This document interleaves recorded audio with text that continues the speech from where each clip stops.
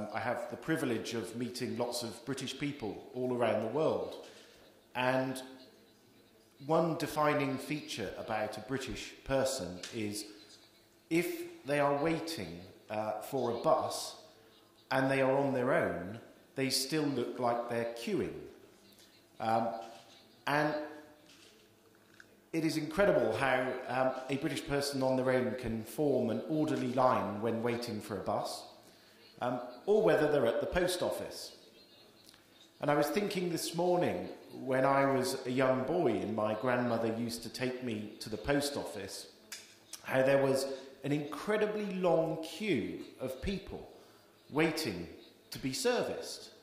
And this was in the days when the post office was run by the government in Britain.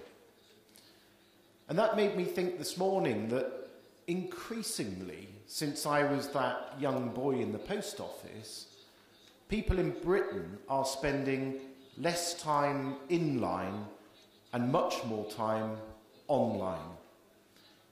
The expectations now of people in Britain when they want to receive any kind of service is not to pick up the phone, but to pick up their smartphone or their laptop or to look at their computer and immediately find out how they can get the service they want.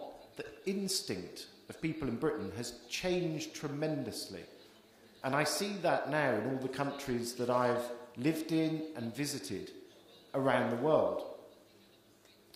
In Britain, there is a well-known website which will give you details of parliamentary debates, of what each parliamentarian is doing, how they have voted every time in every single decision in Parliament, even the number of times they have not turned up in Parliament.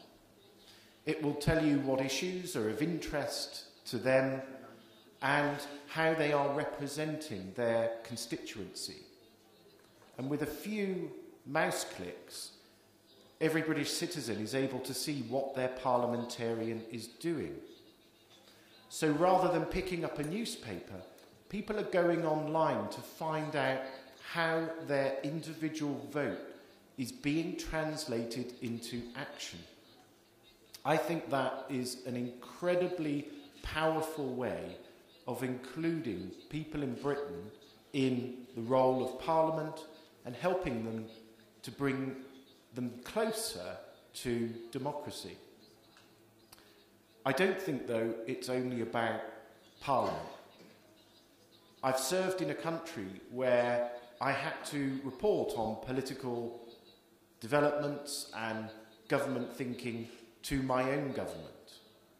And I was very surprised there to be able to go online and find minutes of Cabinet Office meetings of the government in that country. That helped me to get Britain to understand what the key priorities were for that country, how we could help work together with that country most effectively in our bilateral relationship, because I could understand what Britain wanted, but now I could also understand what that country wanted, and I could help to find ways of bringing them together. So for me, that openness of government priorities was an enabler. It empowered the way in which Britain could work on the bilateral relationship.